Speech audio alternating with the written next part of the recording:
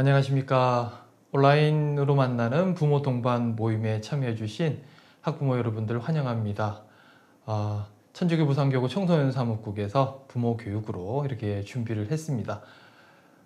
그럼 먼저 시작 기도 바치고 시작하도록 하겠습니다. 성부와 성자와 성령의 이름으로 아멘.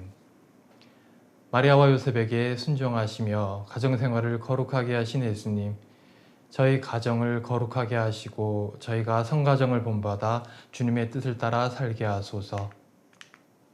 가정생활의 자랑이며 모범이신 성모 마리아와 성요셉, 저희 집안을 위하여 빌어주시어 모든 가족이 건강하고 행복하게 하시며 언제나 주님을 섬기고 이웃을 사랑하며 살다가 주님의 은총으로 영원한 천상 가정에 들게 하소서. 아멘. 성부와 성자와 성령의 이름으로 아멘. 반갑습니다. 저는 청소년 사무국에서 부모 교육을 담당하고 있는 김철 토마스 아퀴나스입니다. 오늘 이렇게 참여해 주신 부모님들 많이 환영하고요. 이번 한 주일 동안 정말 고생 많으셨다는 말씀 드리고 싶네요. 그리고 이 자리는 여러분의 자녀를 위해서, 가정을 위해서 이 자리에 오셨는데요.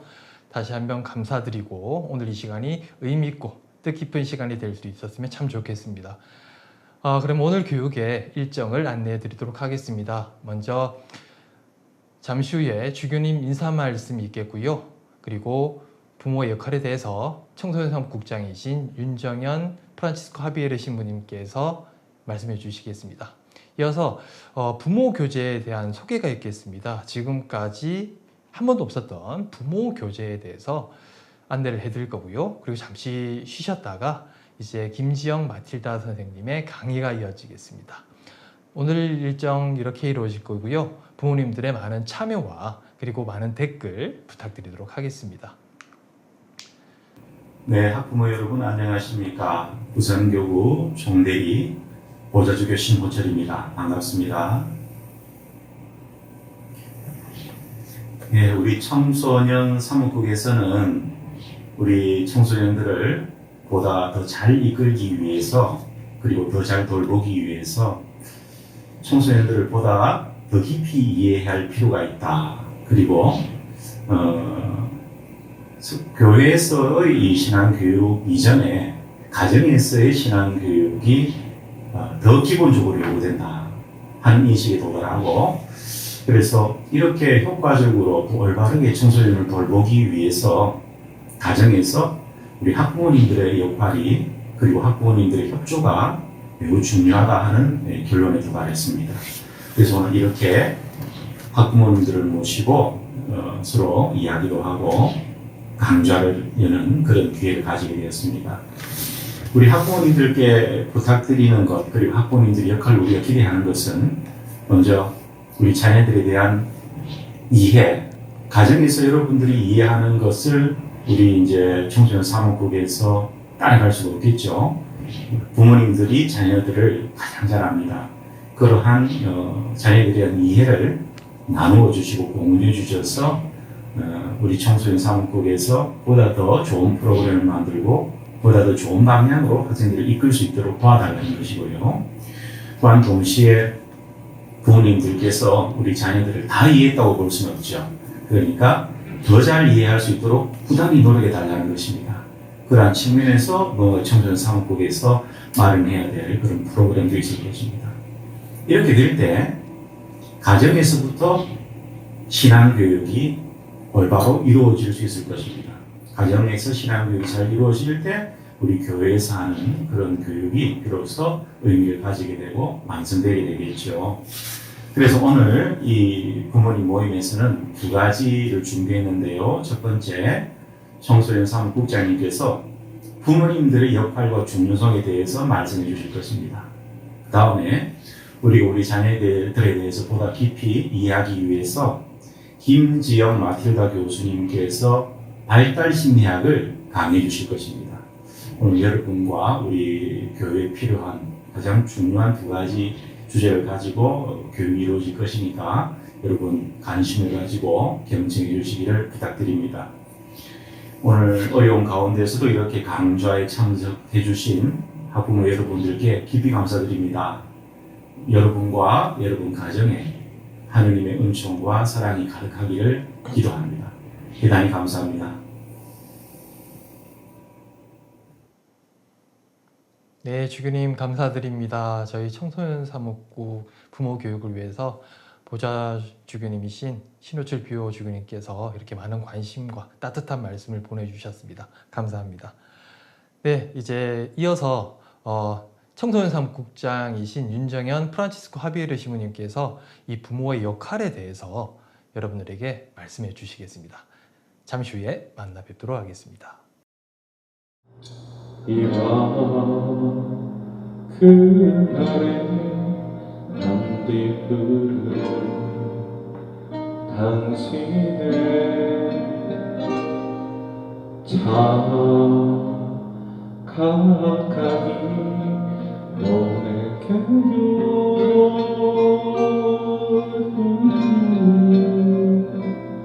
사랑한다는 말이에요.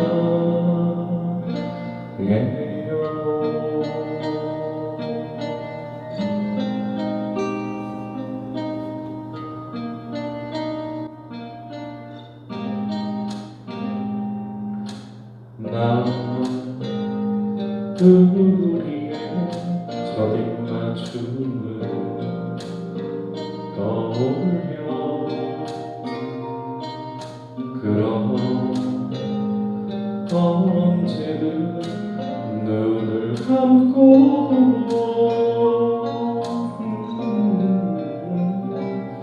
가장 먼 곳으로 가요.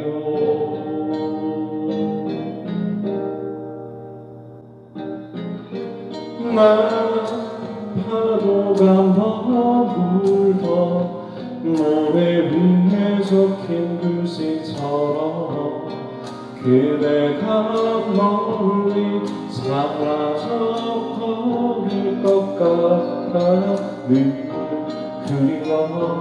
그리워 여기 내 마음속에 모든 말을 다 꺼내어 줄 수 없지만 사랑한다는 말에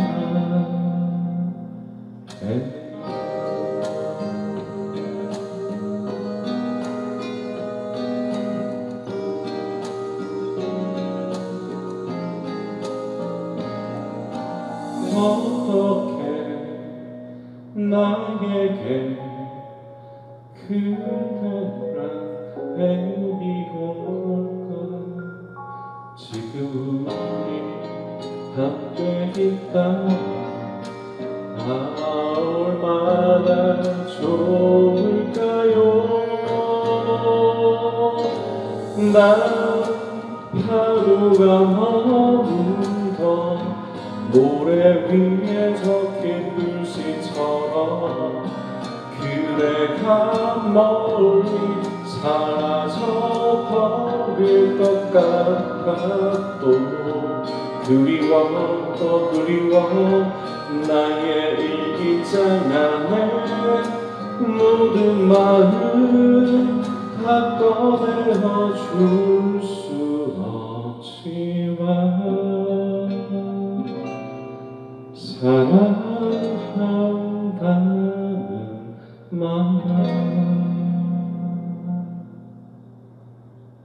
이밤 그날의 반딧불을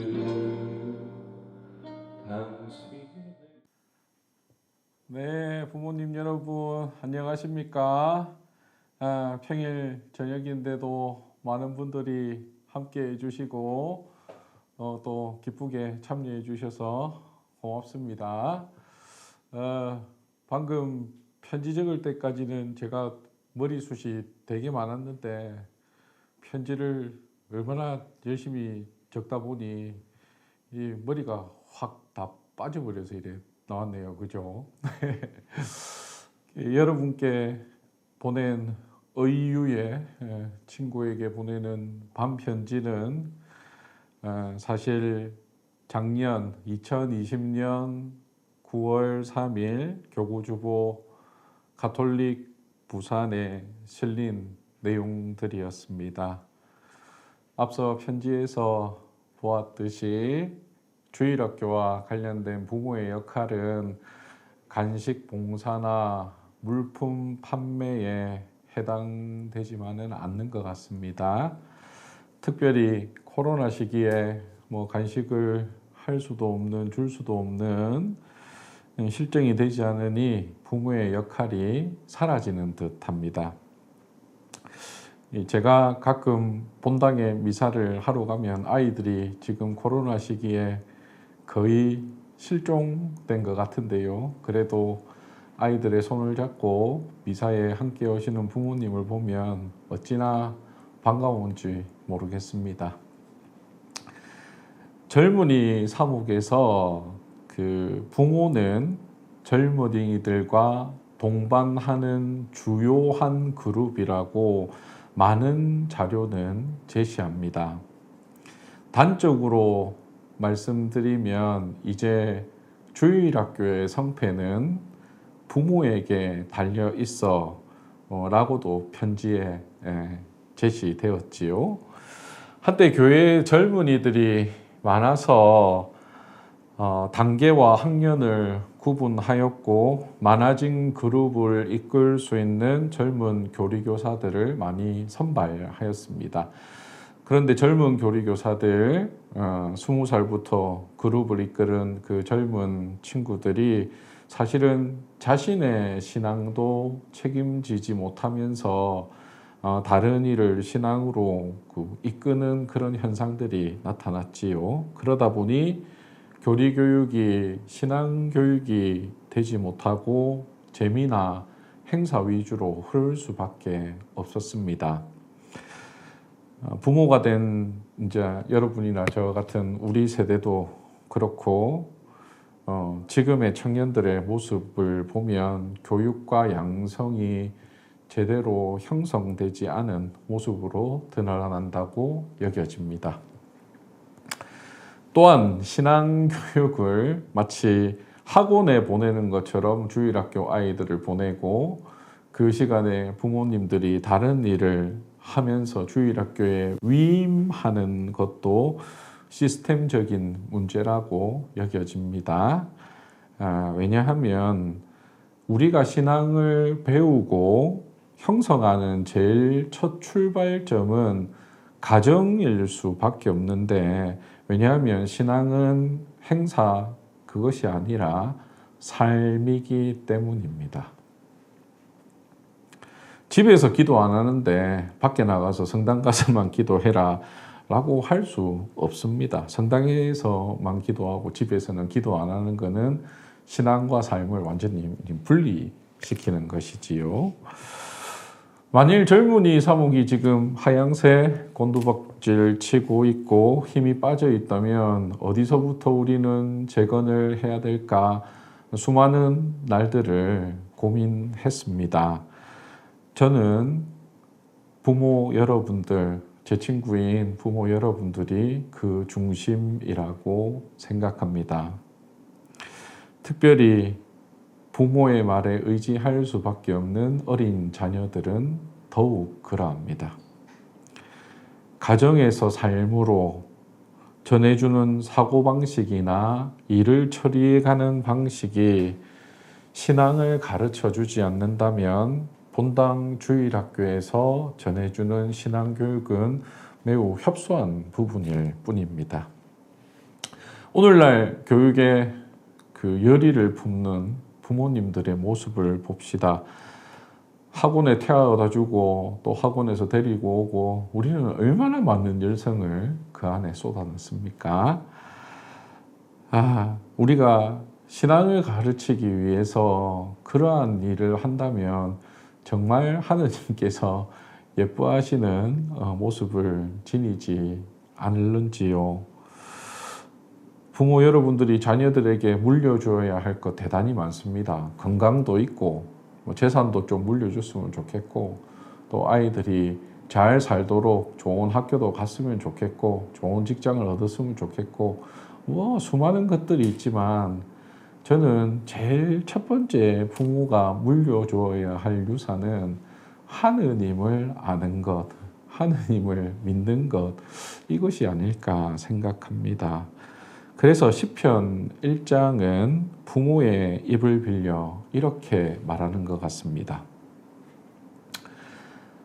오히려 주님의 가르침을 좋아하고 그분의 가르침을 밤낮으로 되새기는 사람, 그는 시냇가에 심겨 제때 열매를 내며 잎이 시들지 않는 나무와 같아 하는 일마다 잘 되리라. 우리의 자녀가 많은 것들 중에 지혜로운 자녀, 또 하느님께서 원하는 자녀로 성장시키고 싶은 마음을 우리 부모님 모두는 지니고 계실 것인데, 하느님을 섬기는 것이 지혜의 근원이라는 이 말씀을 잊지 않았으면 좋겠습니다. 하느님을 섬기는 것이 지혜의 근원. 아니, 신부님, 지금 우리가 살아가면서 얼마나 바쁘고 얼마나 힘들고 아들 뒷바라지하고 키운다고 얼마나 괴로운데 신부님 뭐 알지도 못하면서 자꾸만 그런 얘기를 합니까? 라고 반문할 수도 있겠습니다. 그래서 그런 삶의 여러 가지 어려운 문제를 저희가 어떻게 좀 같이 동반할 수 있을까? 부모 여러분과 같이 함께 걸어갈 수 있을까? 특별히 가정의 문제에서 일어나는 일들을 어떻게 저희가 지원해주고 지지해줄 수 있을까? 수많은 날들을 고민했는데요. 그래서 저희는 저희 부산교구 청소년 사목국은 그 상담소를 한번 열어볼까 생각합니다. 특별히 자녀들과의 이제 문제, 풀리지 않는 문제, 혹은 어려운 부분, 혹은 우리 자녀가 조금 바른 방향으로 성장하고 싶은데 그 방향으로 안 나가는 것 같다고 생각해서 좀 불안이 들 때 어디에 말할 데도 없고 한데 누구하고 얘기해야 될까 하면 저희를 찾아주십시오.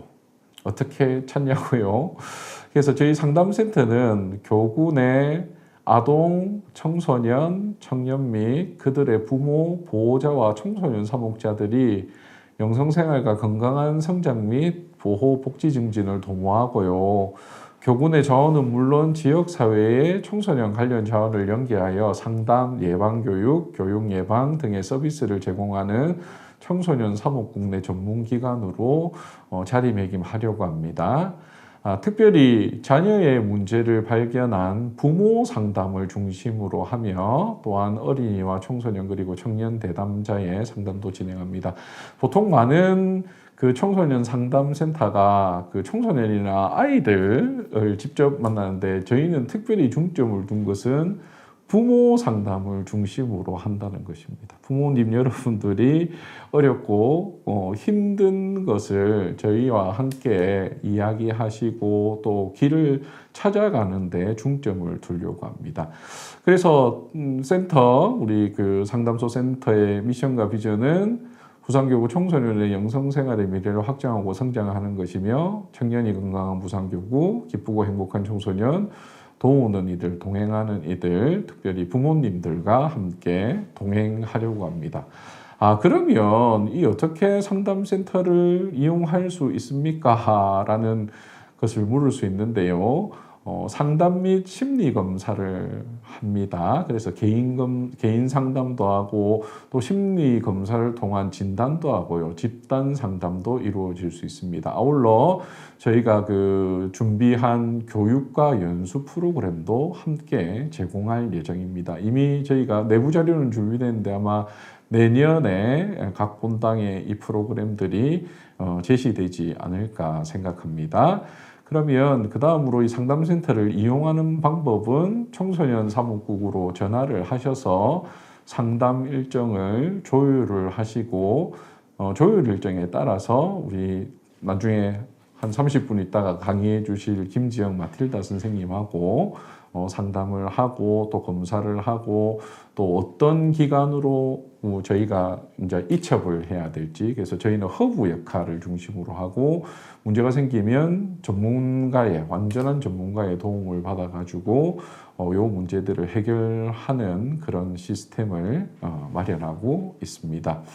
그래서 부모 여러분들 그 자녀와의 관계, 자녀와의 문제에서 혼자 애달파하지 마시고 또 텔레비전의 프로그램만 보지 마시고 직접 저희에게 연락을 하시고 저희와 함께 머리를 맞대서 여러분 자녀들의 문제를 함께 고민하고 또 해결해 나갈 수 있는 그런 시스템과 시간을 저희가 준비해 나가도록 하겠습니다. 원하시는 분들은 언제나 저희에게 도움을 연락을 주시면 좋겠습니다. 이것은 10월 1일부터 시작할 것입니다. 그래서 10월 달 주보에 다시 한번 세세히 내도록 하겠습니다. 마지막으로 제가 우리 친구들인 부모 여러분들에게 드리고 싶은 말씀은 부모는 교육의 대상이기도 하고 또 교육의 주체가 된다는 것입니다.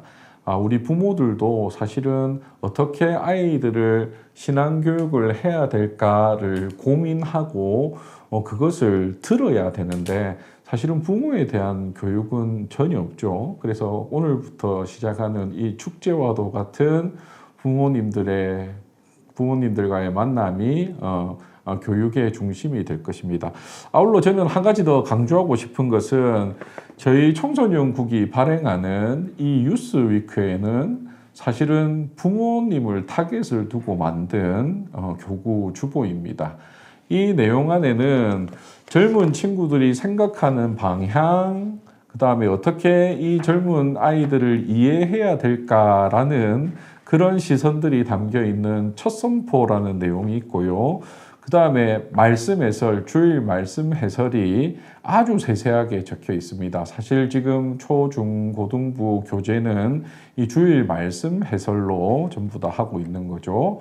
아이들은 다 말씀 해설을 읽고 공부하는데 우리 부모님들이 말씀 해설을 읽지 않고 무슨 얘기인지 모르겠다 하고 하면 사실은 집에 와도 별로 할 얘기가 없게 되는 것이죠. 그래서 이 말씀 해설 부분을 우리 부모님들이 좀 매주마다 꼼꼼하게 읽고 자녀들과 이야기를 나누면 매우 좋을 것 같습니다. 그리고 뒷페이지에는 청소년 사목이 어떻게 흐르고 있다. 그리고 부모 여러분들도 함께 하시는 자녀에게 보내는 편지, 청년에게 보내는 편지, 교리교사가 보내는 편지, 수도원 편지 등 여러 가지 편지의 내용들이 매주 실려 있습니다. 그리고 맨 마지막 장에는 이제 모바일 체크라는 부분이 있는데 이 주보를 한번 읽어본 것을 이해한 것을 문제로 푸는 방법입니다. 그래서 지금 2100부가 저희가 매주마다 찍혀 나가는데 각 분당의 부모의 여러분들이 적어도 이 뉴스위크 하나는 좀 매주 좀 받아보면 매우 좋겠다 그 생각을 하게 됩니다. 그리고 특별히 10월 달부터 이 뉴스위크에는 조금 있다가 김철 선생님이 말씀해 주실 부모 교재가 한 달에 한 번 실립니다. 그래서 그 내용들을 이 뉴스위크를 보시면 이제 부모들이 어떤 이야기를 우리가 서로 나누어야 되나, 어떻게 함께 해야 되나 이제 그런 내용들이 나오게 되는 것이지요. 그래서 혹시나 이 뉴스위크를 본방에서 보시면 그냥 안 가져가지 마시고 집으로 꼭 가져가셔서 이 뉴스위크를 부모님들이 꼭 보시면 좋겠고, 한 가지 더는 아직까지 안 받아보는 본당도 많이 있습니다. 그래서 본당 신부님께 이 뉴스위크를 좀 저희 부모들이라도 볼 수 있게 해주시면 좋겠다. 저희가 교육하는데, 자녀들을 교육하는데 우리도 교육받아서 할 수 있으니까 우리 교재 또 봐야 될 것들을 좀 본당에서 받아주셨으면 좋겠다라고 건의하시면 좋겠습니다. 제가 드리고 싶은 말씀은 이제 거의 다 끝이 갑니다. 제가 나오고 나면요, 김철 선생님이 오셔서 이제 새로 만든 부모를 위한 교재에 대해서 이야기를 해줄 것입니다. 열심히 듣고, 그래서 그것을 각 본당 부모회, 자모회에서 지금은 만날 수 없지만 줌으로라도 혹은 카톡으로라도 여러 방식을 통해서 우리 부모님들이 좀 나눠주시면 훌륭한 또 재미있는 그런 모임이 되지 않을까 생각합니다. 부모 여러분, 저희가 함께 하겠습니다. 청소년 사무국이 여러분 부모의 길에 함께 동반하고 걸어가도록 하겠습니다. 저희와 함께 손을 잡고 하느님께 나아가는 시간이 되면 좋겠습니다. 부모님 여러분, 감사합니다.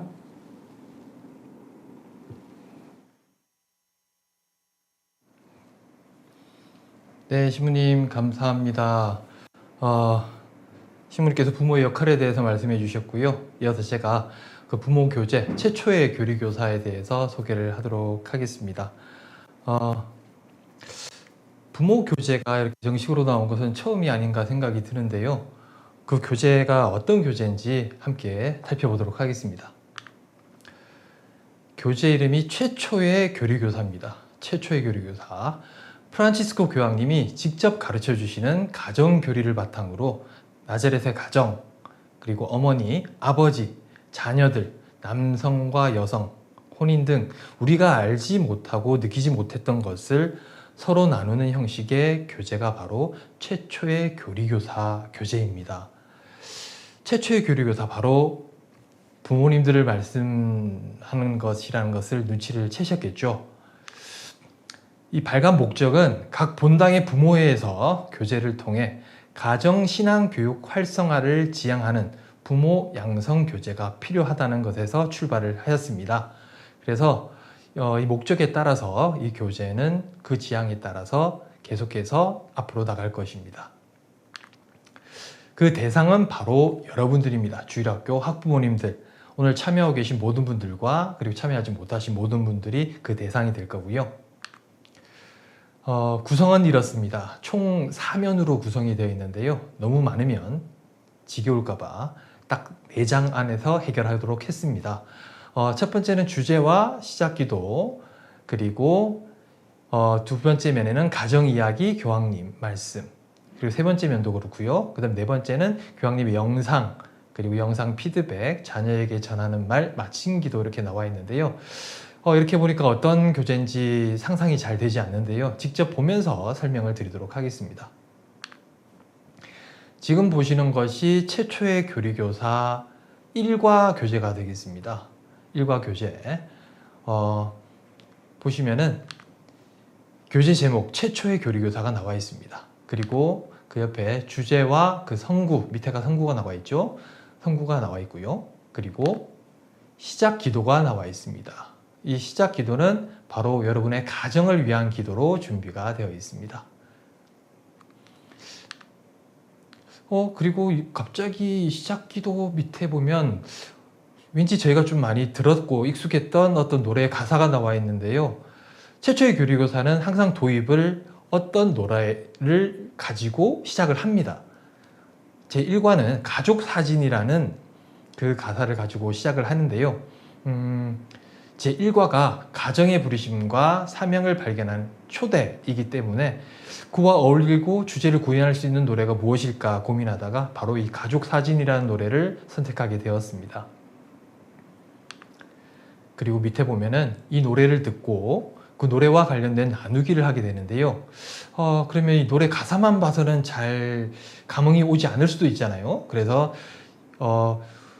중앙에 보시면 QR코드가 있습니다. 이 QR코드는 뭐냐면은 바로 노래 영상을 유튜브로 링크를 연결해 놓은 것인데요. 여러분들이 휴대폰을 가지고 이 QR코드를 찍으면 바로 나올 수 있게 되겠습니다.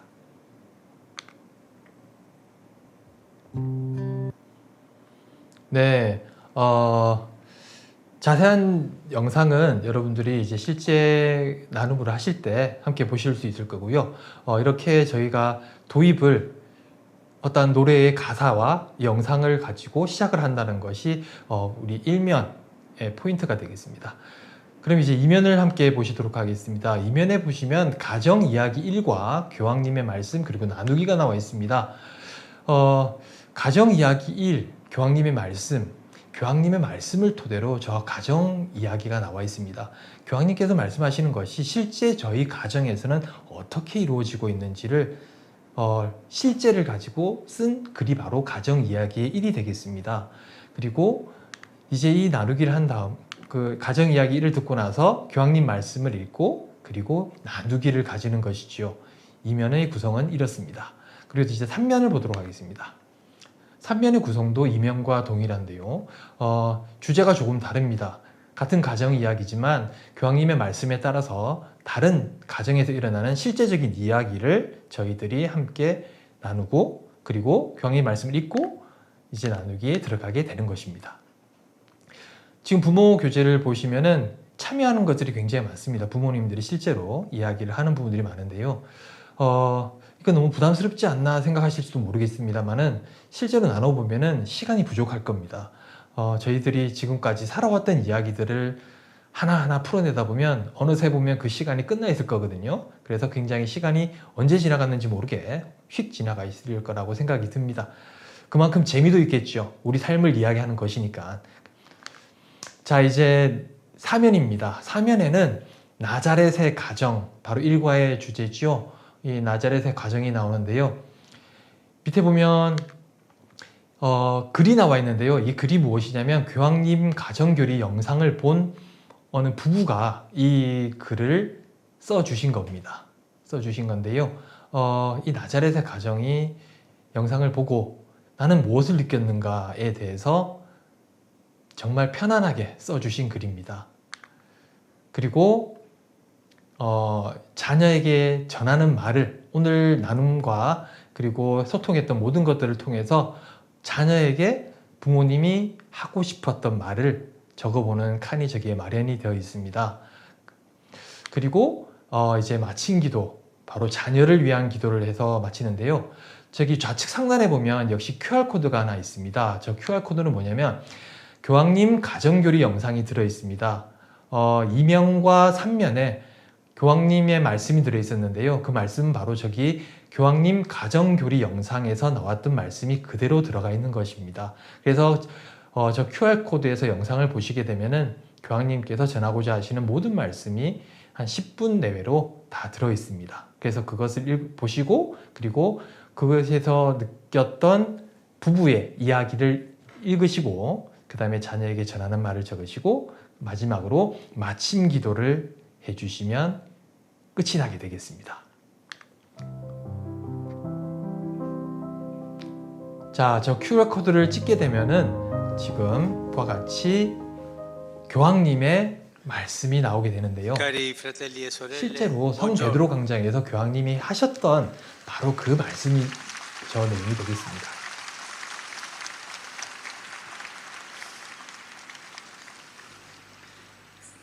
Il Sinodo dei Vescovi sulla famiglia appena celebrato è stata la prima tappa di un cammino che si concluderà nell'ottobre prossimo con la celebrazione di un'altra assemblea sul tema vocazione e missione della famiglia nella Chiesa e nel mondo.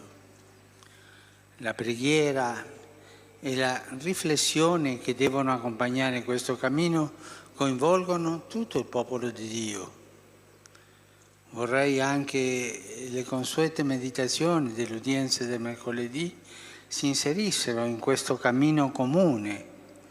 Ho deciso perciò di riflettere con voi in quest'anno proprio sulla famiglia, su questo grande dono che il Signore ha fatto al mondo fin dal principio, quando conferì a Adamo e Eva la missione di moltiplicarsi e di riempire la terra.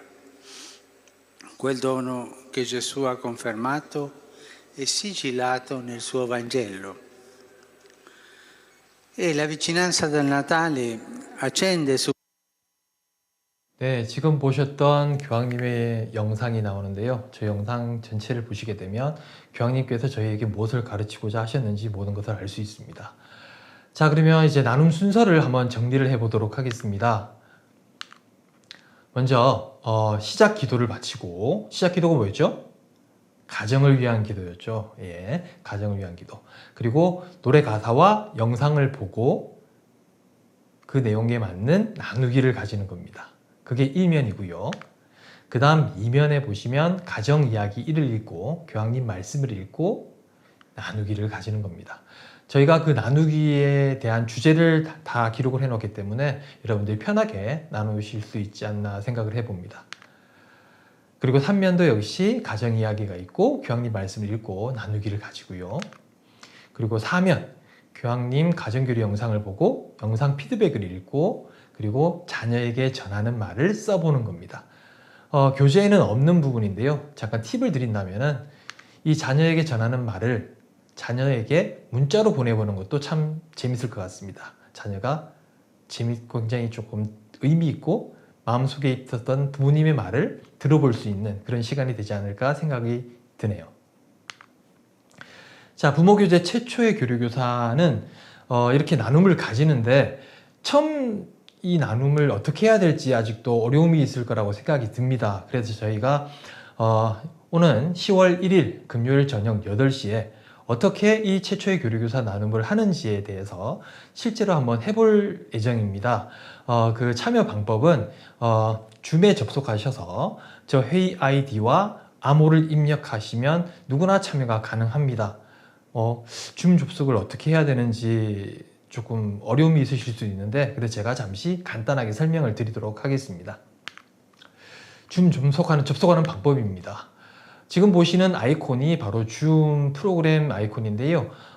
PC, 휴대폰, 태블릿 모두 다 가능합니다. 저 프로그램을 이제 설치하셔야 되는데요.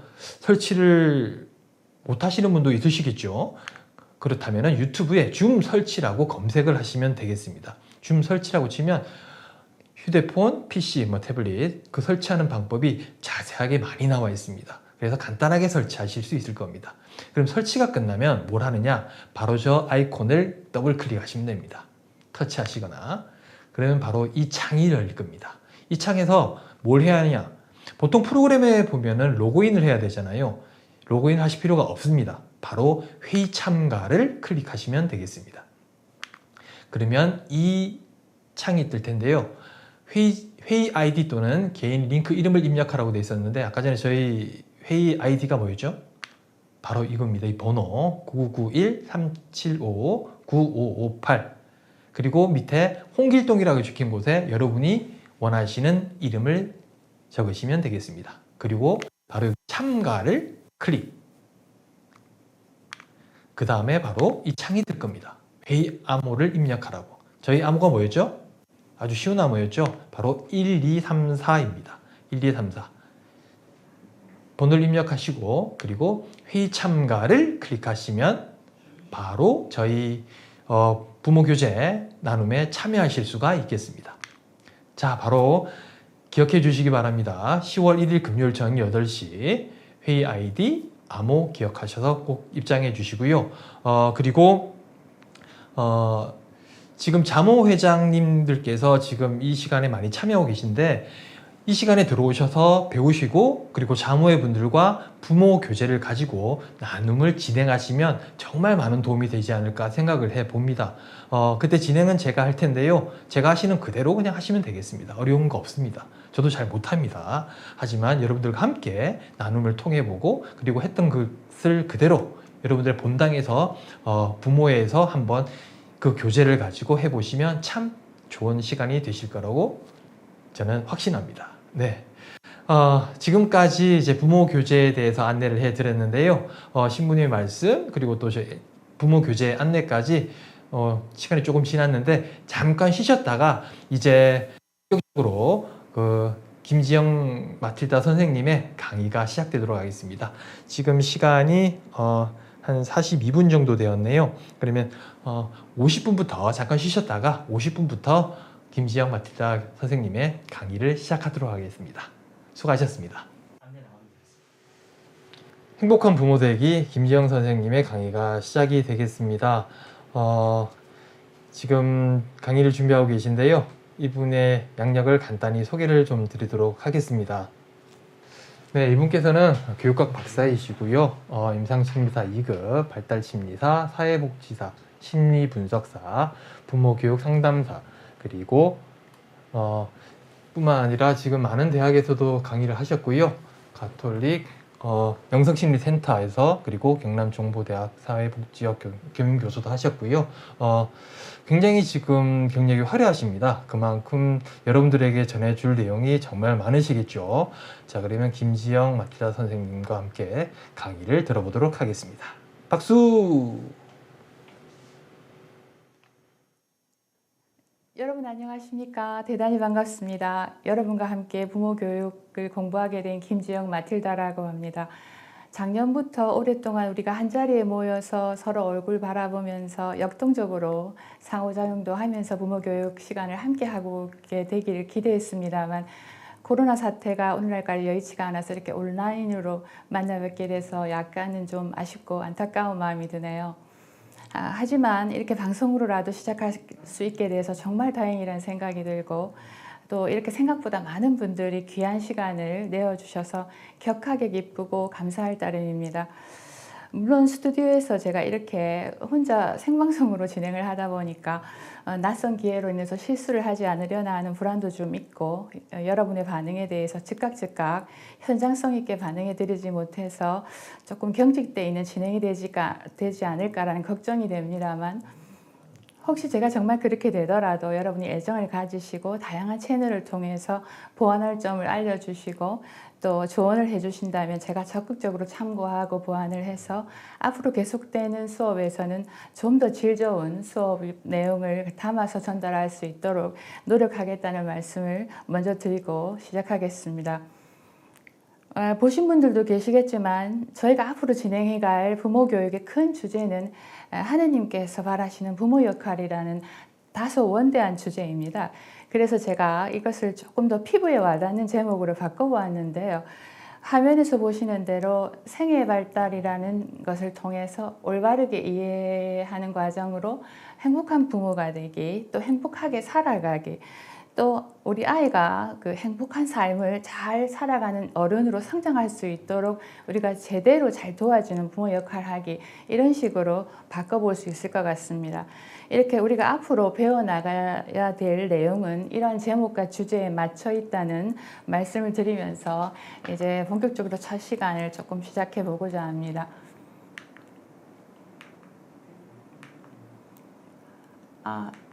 스팅님 이게 잘 안 돌아가는데 성공한 자녀의 부모가 되고 싶으시죠? 여러분들 모두 아마 우리 아이가 성공했으면 하고 바라실 겁니다.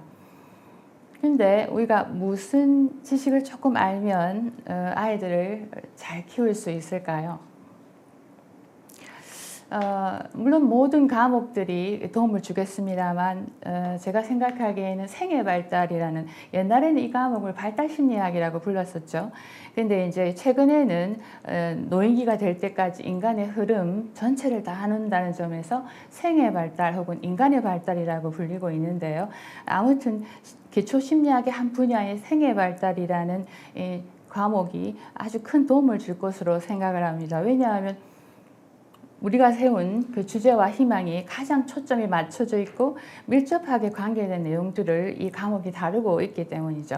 이렇게 생애 발달은 태내에서부터 인간의 각 시기마다 왜 나이가 들면서 이런 행동을 하고 사고를 하다가 또 더 나이가 들면 이 행동이 바뀌고 이렇게 몸과 마음이 변해가는지, 특정한 시기에 왜 그런 행동을 하고 그런 행동을 하는 원인은 무엇인지, 또 우리가 어떻게 도와줬을 때 앞으로 그 아이가 더 낫게 변할 수 있는지, 뭐 이런 팁들을 다루는 과목이라고 할 수 있겠죠.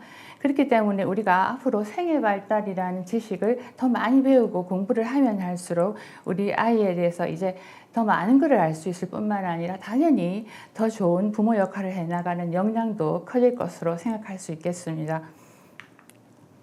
이렇게 생애 발달의 이해를 통해서 우리는 우리 자녀에 대해서 더 잘 알고 제대로 알아갈 것입니다. 그 연령별로 보이는 특징이 무엇인지, 비슷한 행동들은 무엇이고, 또 이게 남과 다른 우리 아이만의 독특한 특이성은 무엇이고 또 각자가 처한 환경과 처지가 무엇이어서 우리 아이가 어떤 극복을 해나가기 위해서 노력을 해야 되고 우리가 환경적으로 무엇을 또 도와줄 수 있는지 이런 것들을 다룬다고 할 수 있겠죠. 생애 발달은 이렇게 태내에서부터 노인기까지의 모든 몸과 마음을 다 다루면서 그 특징과 그 특징의 메커니즘을 설명해 주고 있습니다. 그래서 영아 발달, 유아 발달 뭐 이런 식으로 말할 거고 우리가 신체 발달, 그 지적 발달 이런 식으로 각 영역별로 그 흐름과 변화 과정을 공부를 하게 될 것으로 생각됩니다. 여기서 제가 하나 드리고 싶은 말씀은 우리가 경상도 말로 이렇게 뻘뻘뻘 뛰는 아이도 이렇게 얘기하고 뭐 연관 같은 아이도 이러잖아요. 그래서 책 속에 어린이 이러면 이게 이러면은 이걸 어느 정도 연령대를 가지고 얘기하는지 사실 난감하고 우리 아이하고 이게 받아들일 수 있는 주제인지 이렇게 당황스러울 때가 있는데요. 그래서 발달심리학자들은 어린이 시절에 대해서 이제 명확한 용어를 이렇게 붙이고 있습니다. 영아 발달이라든지 유아 발달 이런 식으로 유아 아동 이렇게 말이죠. 그래서 뭐 그냥 이거를 그냥 2살까지는 영아를 합시다. 2살 다음 날부터는 유아를 합시다. 이렇게 획일적으로 그냥 막 이름을 붙여놓은 게 아니고 그렇게 부를 수 있는 기준을 있기 때문에 이름을 달리 붙여놓은 거라고 볼 수 있겠죠. 예를 들어서 앞다리가 쑥 뒷다리가 쑥 이러면서 이제 올챙이가 개구리 되잖아요. 그래서 이런 모습을 보이면 개구리고 그렇지 않으면 올챙이고 이렇게 우리가 알 수 있는 것처럼 인간도 마찬가지라는 거죠. 인생도. 그래서 이런 행동을 하면 유아구나, 이 행동이 없어졌네, 그러면 이제 유아에서 아동으로 좀 넘어가는 과도기구나, 이렇게 볼 수 있는 각각의 시기마다 이름이 그렇게 붙여진 기준점이 있다는 거죠. 그 기준이 무엇인지 우리가 배우게 되나요? 라고 저한테 물으시면 당연히 제가 알려드리죠. 기쁜 소식이라 그죠. 그래서 앞으로 우리가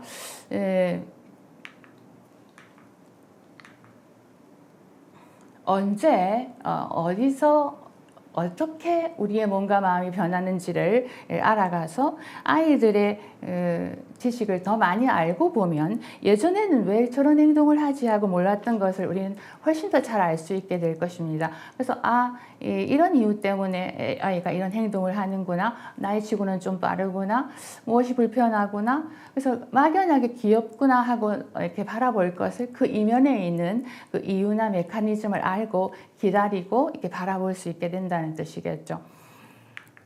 자, 그러면 우리가 아이에 대한 그 지식을 알아가기만 하면, 잘 많이 알면 좋은 부모로 이제 역할을 잘 할 수 있는가, 성공할 수 있는가라고 했을 때, 그와 함께 우리가 그 공부해 나가야 될 부분은 부모의 양육 태도라는, 즉 아이가 어떤 생각과 행동을 보였을 때 내가 어떠한 관점과 반응을 보이는지를 되돌아보고 그거를 확장하고 수정해가는 노력도 같이 해줘야 된다고 볼 수 있겠습니다. 그림을 한번 볼게요. 당연히 ABCD죠. 근데 이제 이 B가 그 다른 환경 속에 이렇게 들어간다고 만약 보면 여전히 B로 보일까요? 자, 이렇게 들어갔어요. 그러니까 12와 14와 15라는 것에 들어갔는데 우리는 이걸 볼 때 이거 B구나라고 보는 사람 아무도 없죠. 그래서 12, B, 14, 15라고 부르는 사람은 없습니다. 왜 그럴까요? 왜 위에는 B라고 읽었던 것을 13이라고 부르느냐고 보면은 우리가 그 장면의 행동 하나나 그 자극만 보는 게 아니라 그것을 둘러싸고 있는 주변을 맥락을 같이 보기 때문인 거죠. 그래서 사람에 대한 반응도 마찬가지라는 겁니다. 우리가 어떤 아이가 어떤 행동을 했는데 이게 유아가 한 짓인지 친구끼리 한 행동인지, 얘가 굉장히 거치고 공격성이 많은 아이인데 보였던 행동인지, 수줍고 굉장히 진지한 아이가 갑자기 어느 날 그런 행동을 했는지, 뭐 엄마한테 했는지, 여기에 따라서 B로도 볼 수 있고 13으로도 볼 수 있다는 뜻입니다. 우리가 이 밑에 있는 숫자를 가지고 B라고 읽으면 안 되듯이 12와 14를 참고해서 해석하는 것이 옳은 판단인 것처럼 내가 무엇을 의미 지우고 무엇을 알고 해석하는가에 따라 올바른 판단은 달라지기 때문에 부모가 가지는 시선과 관점은 매우 중요할 수 있다라고 이제 생각할 수 있습니다. 예를 들어서 위에 그림에서 ABCD를 모르는 알파벳을 모르는 사람은 전혀 A와 C가 들어오지 못하기 때문에 해석이 가능하지 않기 때문에 B라고 읽혀질 수 없으니까 똑같은 아이가 행동을 했을 때도 다른 반응을 보일 수밖에 없다는 거죠. 자, 이 그림도 정경 배경 원리라고 해가지고 지각책에 많이 나오는 부분인데요. 내가 까만 부분에 이제 의미를 두고 바라보면은 이게 하얀 부분이 뒤로 쑥 물러나면서 배경처럼 보이고요. 그 대신 이제 하얀 부분에 그 의미를 두게 되면 이걸 술잔으로 뭐 해석하면서 아마 이렇고 저렇고 얘기를 하면서 까만 부분을 무시하게 됩니다. 이 그림은 그대로 있는데 내가 이렇게도 볼 수 있고 이렇게도 판단함으로 인해서 보여지는 반응은 차이가 이제 있다고 볼 수 있겠죠. 그 다음에 또 이 그림도 한번 자세히 보겠습니다.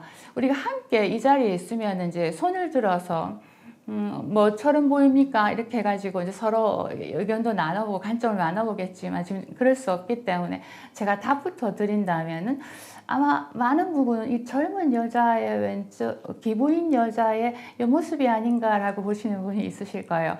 제가 이렇게 말하니까 여자 옆모습이 어떻게 해서 그렇지라고 또 이제 당황해 하시는 분들도 있는데 제가 설명을 조금 드리죠. 윗그림과 비교해 보시면 이제 목걸이 부분이 있죠. 사실은 위에 없는데 진주 목걸이 했다고 생각하고요. 당연히 여자가 귀걸이를 하고 있습니다. 그러나 귀에는 귀걸이 없죠. 그 다음에 옆모습이니까 이제 마스카라 눈썹이 좀 짙게 보이는 것 같고 뭐 아마 그렇게 이제 보이실 겁니다. 근데 들어보니까 또 그렇게도 보이네 이렇게 생각을 하시는 분도 있을 텐데 이건 나는 처음부터 할머니로 봤는데 이렇게 하시는 분이 분명히 계실 거예요. 어디가 할머니인데 이렇게 생각하시는 분이 있는데 역시 조금 설명을 드려볼게요. 왼쪽의 그림하고 비교해 보시죠. 그럼 목걸이는 이제 합죽한 할머니 입이 되죠. 그 다음에 주걱턱이 이렇게 있고요. 그 다음에 여자의 목선, 이게 턱선이랄까요? 이거는 코가 됩니다. 매부리 코가 있고, 당연히 귀걸이는 없어지고, 이 귀는 눈동자라고 보는, 즉 눈이 돼버립니다. 그래서 눈동자가 좀 선명한 것처럼 와닿고요. 당연히 할머니로 봤기 때문에 마스카라 있는 눈은 없어요. 자세히 보시면 눈썹이 위에 있죠. 근데 이제 눈썹이 없는 것처럼 무시하고 우리가 이제 봅니다. 제가 이 그림을 보여드리는 이유는 뭐 어떻게 보는 게 옳게 보느냐 이걸 말해서가 아니라 만약에 어떤 분이 처음에는 할머니로 안 보였어요. 도대체 이런 걸 어떻게 할머니라고 볼 수 있지라고 생각을 하다가 이제 계속 공부를 하고 누구의 지적을 듣고 설명을 듣다 보니까 어느 순간 맞네 할머니로 보이네 라고 이제 바보 도티듯이 이렇게 머리가 확 확장이 돼서 시선이 통찰해버리죠. 심리학에서는 이런 경험을 아하 해서 이제 아하 경험이라고 정말 이렇게 얘기하는데 우리가 아하 경험이 있으면 우리의 각성이 커지고 시선이 커지면서 업그레이드를 보이게 됩니다. 이런 식으로 우리가 우리 자신에 대해서 돌아보고 뭐라고 할까요? 양육 태도에 대한 문제점들을 우리가 공부를 많이 하면 할수록 그만큼 업그레이드 있는 판단을 함으로써 아까 13과 B처럼 그 적시적소에 맞는 반응을 할 수 있게 된다는 것이죠. 자, 그래서 생애 발달이라는 지식을 통해서 이제 앞으로 우리는 우리 아이에 대해서 더 잘 배워나가는 공부를 확장할 것이다. 라고 볼 수 있습니다. 동시에 이제 우리는 그것만 해가지고는 이제 안 되죠. 말씀드린 대로 어떤 사람이 만약에 예를 들어서 칭찬을 한다고 했는데 이 칭찬을 들은 사람은 옆에서 보면 그걸 무슨 칭찬이라고 하느냐라고 이제 우리가 얘기할 수 있어요. 그러면 이제 그 칭찬이 정말 칭찬으로 접수되고 있는지 그 부분은 자기가 칭찬을 하고 흡족한 반응을 아이에게 보였기 때문에 아이가 굉장히 좋아할 거라고 생각을 하지만 아이에겐 그런 기운이 전달되지 않았다면 아마 이 사람은 칭찬이라고 하는 부를 기술을 올리고 뭔가 문제점을 개선해야 될 필요성이 이제 생긴다는 거죠.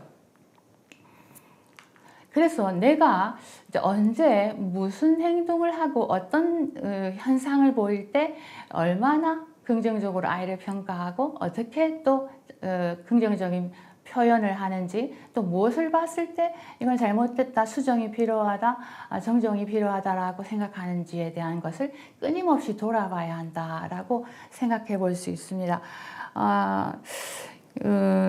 왜냐하면 이 부분이 우리가 아이를 대하는 그 기술에 있어서 가장 중요한 양육 태도와 연결되기 때문이겠죠. 이렇게 아이의 양육에서 가장 중요한 게 부모가 어떤 태도로 아이를 키우는가라는 이 양육의 유형입니다. 그래서 나중에 아동교화 그 청소년기를 가면 이 부분에 가서 공부를 해가면서 여러분이 여러 테스트를 해보시고 또 그 사례도 들어가면서 제가 여러분이 어떤 유형의 양육을 하는 스타일의 부모인지를 우리가 살펴봄으로써 개선점을 우리가 찾아볼 수 있을 거예요. 동시에 어떤 유형의 그 양육을 받는 아이들이 머리는 어떻게 되고 사회성은 어떤 시기로 변하는지, 예를 들어서 권위주의형 엄마 아빠를 둔 아이들은 머리가 좋더라, 사회성이 이계형 부모를 둔 아이보다 이렇더라 저렇더라라는 그 관계성도 배우면서 우리가 개선할 점이 무엇인지 내 양육 태도를 돌아보는 기회를 배우게 될 것입니다. 굉장히 도움이 되겠다, 그죠? 네. 그래서 이 그림을 한번 보면 말씀드린 대로 이제 그림만 봐도 조금 느낌이 오시죠? 그 양육 태도를 표현하는 겁니다. 끌고 가기도 하고 끌려가기도 하고 이런데, 그래서 어느 유형이 좋은 그 부모의 양육 유형이 되는지, 어떨 때 이 손을 놔줘야 되는지, 또 어떨 때는 같이 보폭을 맞춰줘야 되는지와 같은 것은 그 뒤에 가서 우리가 제대로 그 시기에 대해 가서 공부해 보도록 그렇게 하겠습니다. 자, 그래서 우리는 부모의 양육 태도를 공부하는 그런 것도 아이를 많이 알아가는 지식과 함께 보충해야 된다. 그래서 아이를 많이 알고 양육 태도를 잘 보이면 그럼 아이가 또 성공적으로 잘 자랄 수 있는가? 그것만으로 되느냐? 아니라는 거죠.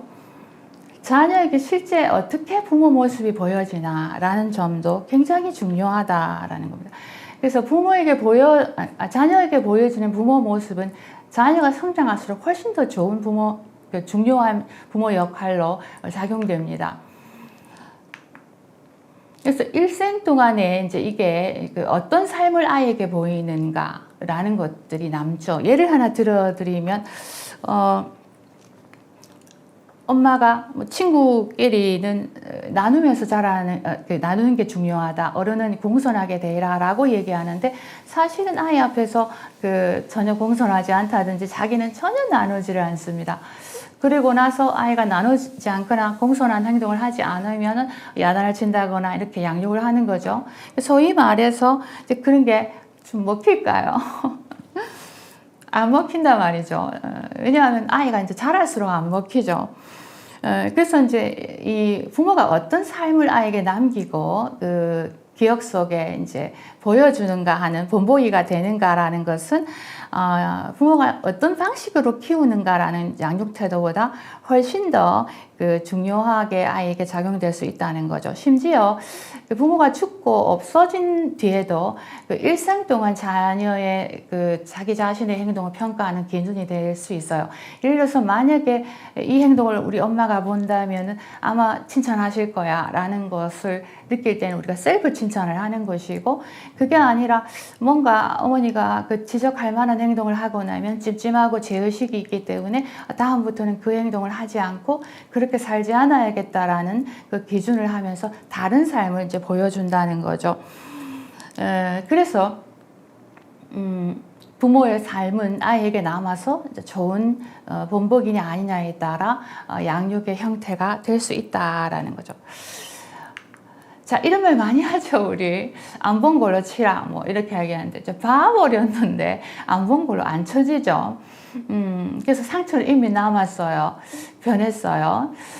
또한 이제 우리가 할머니로 봐버리게 되면 할머니로 보지 마라라고 해도 이제 할머니로 볼 수밖에 없어집니다. 사고가 업그레이드 돼버렸기 때문이죠.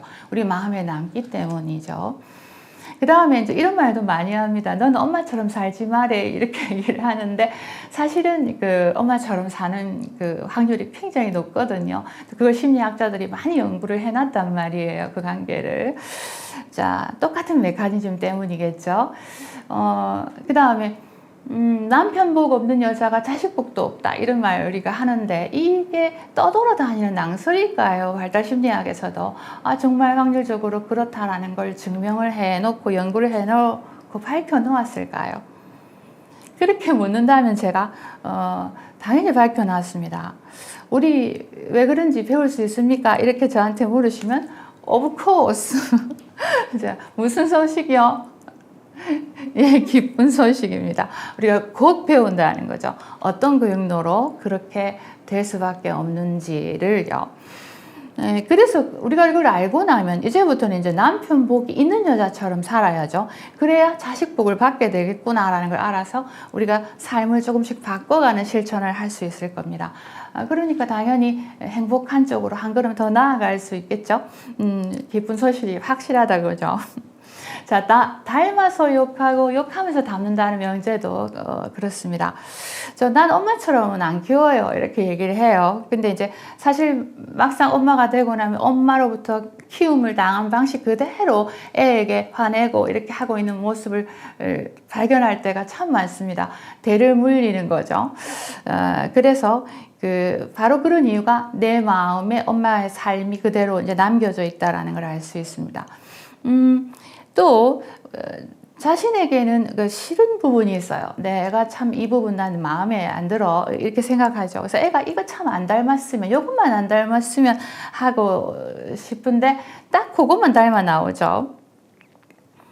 근데 옆에서 다른 사람이 보면 그렇게 문제도 안 되는데 그 엄마한테는 그게 계속 걸리니까 애에게 이제 지적질을 하고 이제 사실은 자기가 물려줘 놓고 계속 애에게 거는 거죠. 시비를 거는 거예요. 그러니까 결국 그 문제는 아이에게 있는 게 아니라 내가 그렇게 평가하는 내 안에 있기 때문에 상처가 많은 어머니는 그 자기 상처 때문에 아이를 그렇게밖에는 양육하지 못하고 그렇게 신경질을 낸다든지 양육을 하는 게 아니라 화를 낸다든지 하는 방식으로 대처를 하게 되기 때문에 아이 문제를 해결할 게 아니라 나 자신의 문제를 해결하고 보완해야 되는 부분이 여기에 이제 있는 거죠. 자신이 바뀌어야 하는 거죠. 자, 이와 같이 우리가 바르게 살지 않거나 내가 행복하지 않으면 제대로 칭찬하고 지적하고 올바르게 양육하는 그 기술이 조합원들 아무 소용이 없다. 이제 뭐 소용이 없진 않겠지만 그것만이 충분한 조건이 되지 못한다는 것이죠. 제가 여기서 조금 하나 더 붙이고 싶은 말이 있는데 우리 주변에는 이제 장애 아동을 두는 부모님들이 있단 말이죠. 그래도 손이 많이 가는 아이를 키우는 경우가 있는데 참 힘이 들어요. 그래서 이제 굉장히 이렇게 인상을 쓰면서 굉장히 괴로워하면서 힘들어하는 모습을 보이면서 나는 안 행복해도 되니까 네만 행복하면 된다 이렇게 이제 하면서 아이를 챙겨주고 이러는데요. 사실 막상 보면 아이는 그 피드백을 어떻게 받냐면 엄마 계속 괴로워하고 힘들어하는 모습을 보이기 때문에 나는 엄마에게 힘듦을 주는 그런 존재라고 밖에는 피드백을 받지 못하게 되는 겁니다. 그러니까 그렇게 됐기 때문에 그렇게 자란 아이들은 자존감을 높게 가진다거나 난 참 괜찮은 사람이야 라고 생각하는 그 건강한 성격을 갖기가 좀 어려워집니다. 그래서 그것보다는 아이에게 좀 하나 더 챙겨주고 디테일하게 양육을 하는 딱 붙어서 도와주는 그런 양육보다는 엄마는 너랑 있는 게 굉장히 행복해. 너를 믿어.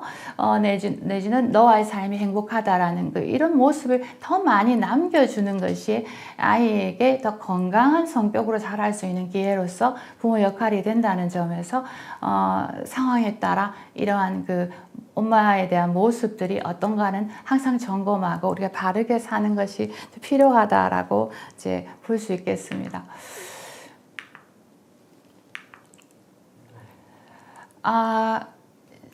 이게 PPT가 지금 안 떠서 그런데요. 우리가 지금까지 이제 공부했던 것은 무엇인지 한번 보겠습니다. 앞으로 우리는 아이가 어떻게 발달하는지, 그 발달의 경로에 대한 지식을 가지게 될 것이고요. 그것만이 다가 아니라 나의 양육 태도는 어떻는가라는 것도 우리가 돌아보는 공부를 해야 된다는 거죠. 나는 발달을 어떻게 이해하고 있고, 그 다음에 어떤 것을 좋은 교육이라고 생각하고 있는지, 내 과거는 어떻게 보고 있는지, 또 내 아이의 그 과거의 현상들은 현재 어떻게 해석함으로써 미래에 교쳐줘야 될 것은 무엇인지에 대해서 어떤 시각을 가지고 있는지라는 이런 부분에 대해서 좀 더 세련되고 정확한 공부를 해 나갈 것이다. 동시에 방금 제가 말씀드린 대로 그 양육 태도뿐만이 아니라 아이에게 어떤 사람으로 살아가는 부모의 모습을 남길 것인가라는, 다시 말해서 내가 더 잘 살아가고 행복한 삶으로 살고, 그래서 좋은 본보기로서 그 남겨주는 그 부모의 태도를 보이는 이런 것들을 보여주고 남겨가려면 우리가 어떤 것을 고쳐나가고 이어나가야 될 것은 무엇이고, 또 내가 정정해야 될 것은 무엇인지를 이 공부를 통해서 확대해 보도록 하자, 이런 말씀을 제가 드렸습니다. 자, 이제 발달을 정의할 건데요. 이해가 좀 되시나요? 네. 우리가 이제 생애 발달을 공부한다고 말씀드렸으니까 당연히 인간의 발달이 무엇인지 정의를 한번 내려봐야 되겠는데요. 적혀 있는 대로 발달이란 무엇인가라고 이제 하면 전생에서 인간이 가진 모든 특징의 변화 과정을 의미합니다. 그래서 이제 전생이라고 하니까 뭐 개가 발달한다 이런 말은 할 수 없죠. 그리고 인간이 가진 몸, 마음, 감정 모든 걸 다 포함하고 이 시간에 따라 긍정적으로 변할 때도 있고 우리가 부정적으로 변할 때도 있고 양적으로 질적으로 이렇게 우리 몸과 마음, 지덕체가 다 변화하는 그것을 발달한다 내지는 그 발달 과정 이렇게 이제 표현을 하는 거죠. 이걸 조금 더 디테일하게 좀 들여다보면 인간이 그러면 긍정적으로 변화하는가 부정적으로 변하는가 하는 그 두 가지의 방향성을 띠고 우리가 변해간다는 걸 알 수가 있습니다. 그럼 우리가 나이를 먹어갈 때 이제 긍정적으로 변화하는 방향을 보이는 것은 이제 구조가 좋아진다든지 훨씬 잘하게 된다든지 이런 그 변화를 띌 때도 있고, 또 경우에 따라서는 어떤 장애를 만난다거나 노쇠한다거나 뭐 이유가 어찌되었든 구조가 쇠퇴해지고 효과가 떨어지고 기능이 저하되는 방법을 보이면서 발달을 하게 되는 거죠. 나는 앞으로 긍정적인 발달만 하고 싶은데 이렇게 싶어도 사실은 우리가 부정적인 발달도 함께 보이는데요. 왜 그런가? 라고 이제 보면 왜 긍정 부정의 방향성을 이렇게 보이는가라고 했을 때 간단히 이야기한다면 내가 가진 유전과 다른 사람이 가진 유전, 그리고 내가 만나게 되는 환경과 딴 사람이 만나는 환경이 달라서 이 긍정과 부정의 양이라든지 형태가 달라진다고 볼 수 있겠죠. 예를 들어서 모차르트 같으면은 뭐 당연히 같은 나이 또래 볼 수 없는 그 유전적 특성으로 아마 긍정적인 그런 행동을 보인다면, 또 다른 데 적성이 있는 유전을 받은 사람들은 또 다른 방식으로 긍정성을 보일 것이고요. 또 그럼에도 불구하고 환경을 잘 만나서 유전적 제한이 좀 많았지만은 긍정적인 것으로 변화를 더 많이 보일 수도 있는 반면에, 또 환경마저도 그만큼 뒷받침이 되지 않아서 또 부정적인 변화를 더 자주 보이는 그런 인생 경로라 할까요? 이런 것이 있을 수 있겠죠. 근데 여기서 우리가 하나 짚고 넘어갈 것은 무엇이 긍정이고 무엇이 부정적 변화라고 할 수 있는가요? 라는 것입니다. 이게 간단하게 딱 정해져 있는가라는 것이죠. 제가 그 질문을 하나 드려볼게요. 노쇠에서 어느 날 그 눈이 잘 안 보여요. 발달한 겁니까? 제가 말씀드렸죠. 발달은 좋아지는 것만 말하는 게 아니라고요. 인간에서의 발달은 발전하는 것만을 말하지 않습니다. 그래서 예를 들어보면 또 어떤 사람이 둘이가 만나서 결혼을 했는데 40년간 그 사랑의 크기가 안 변해요. 이 할아버지 할머니가. 그래서 다른 거에 관심이 없고 다른 데 긍정적인 것을 보여야 될 때 여전히 정체되어 있습니다. 그래서 할머니 때문에 이제 너무 심장 뛰어서 밥을 못 먹는다 이러면 좀 이건 문제가 좀 있겠죠. 또한 이게 20살짜리가 이제 자기 얼굴 쳐다보면서 왜 이리 못생겼노 하고 굉장히 괴로워하면 조금 이해가 되는데, 이게 50이 됐는데도 만약 이런 행동한다 라고 하면 이거 조금 문제가 있죠. 그래서 아이의 관심을 둬야 될 때 내 그 육체적인 노세에만 굉장히 집중하면서 있다라는 것은 그 정신적인 영역에서의 긍정적인 반응이 되지 못하는 것입니다. 또 하나 제가 예를 들어보면 대학을 애가 빨리 갔어요. 굉장히 머리가 좋아서 이제 또래들보다 빨리 가서 굉장히 우리가 친구들에게 자랑하고 얘가 이제 긍정적 발달이 많구나, 방향성을 잘 띠고 가고 있구나 생각을 했는데 지내놓고 보니까 또래들이 이제 누나고 이렇게 형이다 보니까 굉장히 긴장을 하고 외로움을 탔고 또 나쁜 걸 빨리 배우고 이렇게 해서 성격적으로 이제 결함이 있었죠. 지내놓고 나면 이게 긍정이냐 부정이냐고 할 때 긍정이다라고만은 할 수 없는, 긍정적인 변화다라고만은 할 수 없죠.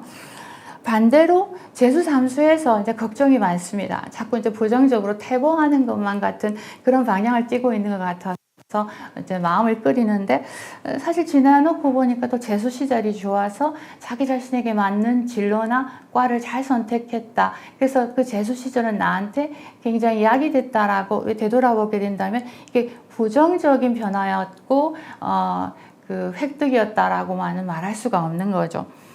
마찬가지로 애가 아파서 이제 병원에 입원을 했습니다. 그래서 신체는 많이 쇠약해졌어요. 그래서 걱정이 되는데 그로 인해서 이제 부모하고 자녀 관계가 많이 돈독해져서 엄마의 사랑을 이렇게 더 많이 느꼈다. 또 그 아픈 사람을 이해하게 되고 공감하는 능력이 올라갔다. 이렇게 한다면 신체적인 측면에서는 이게 부정이지만은 또 성격적인 측면이나 다른 측면에서 정서적인 면에서는 또 긍정적이다라고 이제 볼 수가 있습니다. 그래서 우리가 발달은 어느 게 긍정인가 부정인가 하는 것은 우리 앞에서 본 대로 어떻게 어느 인생에서 일어나는가에 따라 판단을 달리할 수 있다는 거죠. 그래서 아무도 이게 긍정인지 부정인지는 모른다는 거예요. 평가하기가 어렵다는 거예요. 그저 그 인생에서의 과정이고 결실이다라고 우리가 생각해 볼 수 있습니다. 예를 들어서 내가 살아보니까 대학을 좋은 데 가는 게 굉장히 필요하다라고 해서 막 굉장히 그 점을 강조해요. 그런데 나한테는 그게 대학에 떨어지고 이랬던 것이 부정적인 이제 변화였기 때문이겠죠. 그런데 사실은 그게 다른 인생을 살고 있고 다른 시기를 살고 있고 성격이 다른 우리 아이의 인생에서도 이게 부정적일까라고 얘기했을 때 그거는 뭐라고 딱 떨어지게 얘기하기가 좀 어렵다는 거죠. 그래서 어찌 생각하면 지금의 불행은 하나님께서 더 잘 되게 하기 위한 배려일 수도 있다는 그런 의미입니다. 그래서 제가 신비라고 적었죠. 그래서 이제 뭔가 그 안에 의미가 다 있다라는 것이죠. 그래서 우리는 나와 다른 인생으로 자라는 아이에 대해서 바라보면서 얘가 조금 좋아지는 것 같으면 굉장히 좋아서 이제 그 엄마가 너무 기뻐하고, 애가 조금 퇴보하고 부정적으로 변하는 것 같다라는 느낌이 이제 오면은 굉장히 풀이 죽고 이제 큰일 난 것처럼 대하고, 이렇게 해서는 안 된다라는 것입니다. 모든 인생은 그 변화가 다 신비스럽고 그 나름의 의미를 담고 있고 이제 이렇다고 볼 수 있기 때문에 좀 물러나서 좀 더 거시적으로 그 인생을 평가하는 자세가 엄마에게는, 아빠에게는 이제 필요하다라는 거죠. 발달의 정의, 이제 부정적인 변화, 긍정적인 변화라는 그 변화 방향을 얘기하면서 우리가 오늘 하나 배웠다, 그죠? 자, 그 다음에 우리는 긍정, 부정 말고 방향성 말고 이제 발달의 종류를 살펴볼 수 있어요. 그래서 양쪽으로 변하는 종류로 이렇게 변해가는 경우도 있고, 질적인 변화를 보이는 때도 있는데, 이제 양적인 것은 이렇고 이제 질적인 건 이런데요. 예를 들어서 이제 이 그림에 나오는 것처럼 애벌레가 변해서 이제 뭐 이렇게 완전 다른 그 나비 됐는데 이 나비는 3일 전에 애벌레였어요. 그래서 나비 모습을 보면서 예전의 것을 이렇게 유추하기가 어렵죠. 너무 다르게 확 변했잖아요. 이런 것을 가리켜서 우리가 비연속적인 발달이다, 질적 발달이다 이렇게 이제 얘기를 하는 겁니다. 그래서 하나 더 대입을 해보면 이게 몸과 몸만 이렇게 이제 긍정이고 부정이고 또 양적 질적을 보이냐 그게 아니라는 거죠. 인간이 가진 모든 특징이 다 이렇게 보이는데 예를 들어서 돌잡이가 있어요. 그래서 이제 까꿍 이렇게 하잖아요. 애 앞에. 그러면 이제 애가 까르르 막 넘어가고 좋아해요. 그래서 카텐 뒤에서 아빠가 짠 나왔는데 이제 없던 게 갑자기 나오니까 얼마나 즐겁겠어요. 이제 매직이죠. 그래서 이제 너무 좋아한단 말이에요. 그러니까 걔가 영하죠. 그런데 유아 조짐이 있고 조금 더 사나이에게 똑같이 이제 깍꿍놀이를 하면은 얘는 좀 시시해요. 왜 그러느냐 하면 커튼 뒤에 이제 아빠가 안 보여서 그렇지 있다는 걸 알고 있거든요. 사고가 그만큼 질적으로 달라졌기 때문에 웃을 수가 없어요. 뭐 시시하다 이런 반응을 보입니다. 그만큼 이렇게 완전히 다른 짓을 할 수 있는 구조로 이 사고가 생각할 수 있는 능력 또한 질적으로 변했다고 볼 수 있습니다.